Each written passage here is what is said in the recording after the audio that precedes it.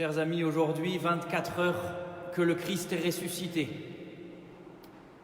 Notre joie est immense, évidemment, et notre joie maintenant doit être contagieuse dans les jours à venir.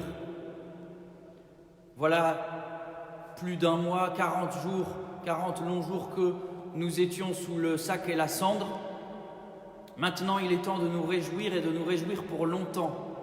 40 jours aussi, jusqu'à l'ascension de notre Seigneur ressuscité qui va monter au ciel, emportant avec lui toutes les âmes des justes qui, pour l'instant, pour un court temps encore de 40 jours, vont rester dans les limbes, où le Christ est venu les visiter durant son séjour au tombeau. Son âme est descendue dans les limbes, et il emmènera dans 40 jours ces âmes réjouies qui savent que ça y est, c'est l'heure de monter au ciel et de siéger à côté de la Trinité Sainte, dans et par la Trinité Sainte.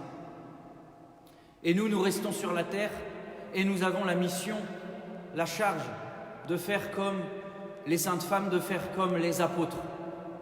À 24 heures de la résurrection, ils étaient encore surpris, sidérés, de voir à quel point le Christ avait réalisé toutes les promesses.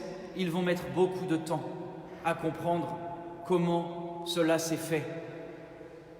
Ainsi voit-on aujourd'hui les disciples d'Emmaüs qui sont des disciples du Seigneur, peut-être de la première heure, peut-être du baptême de Jésus dans le Jourdain, plus de 3 ans auparavant.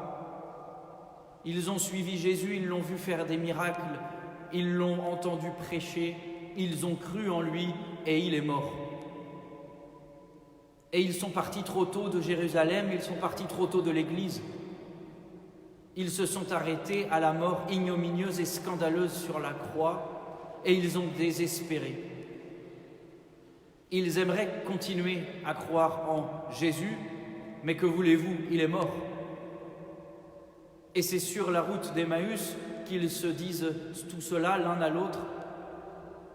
Qu'est-ce qui va se passer maintenant? On va reprendre notre vie d'avant, c'était une belle parenthèse dans notre vie, et maintenant tout repart comme avant, finalement rien ne change, les Romains sont toujours là, l'envahisseur,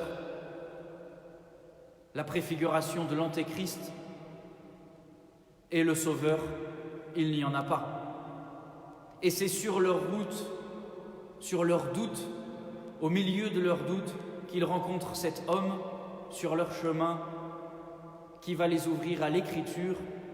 Et cet homme, bien évidemment, vous le savez, c'est Jésus ressuscité. Alors les disciples d'Emmaüs repartent en courant à Jérusalem, à l'église, dans l'église, et avertissent les apôtres.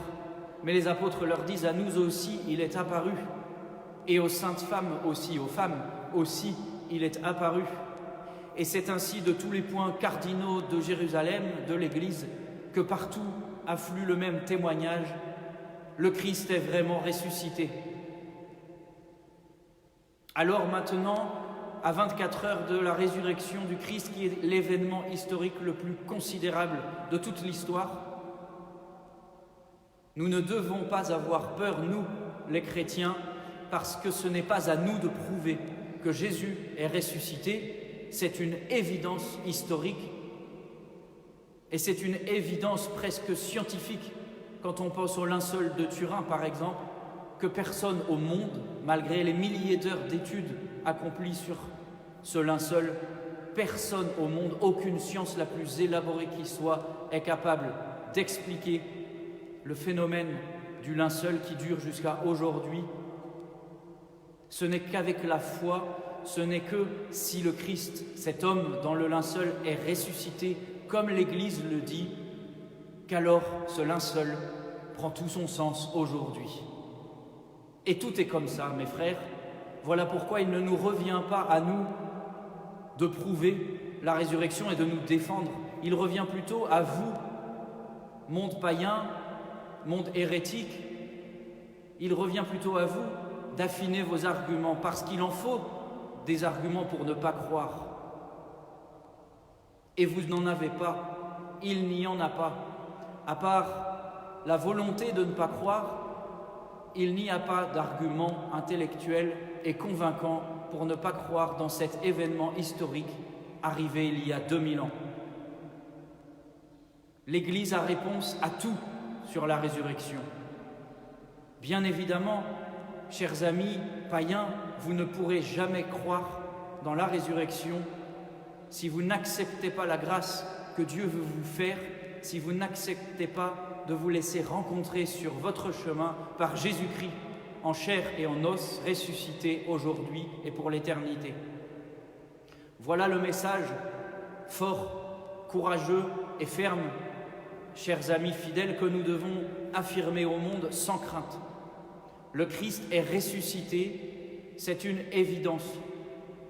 Voilà pourquoi tant et tant de milliers d'hommes et de femmes et d'enfants sont morts, martyrs, continuent de mourir martyrs et continueront de mourir martyrs jusqu'à la fin du monde pour cet unique événement et surtout cette unique personne, auteur de l'événement, le Christ, glorieux dans la Trinité sainte. Réjouissons-nous aujourd'hui, mes frères, et n'ayons pas peur.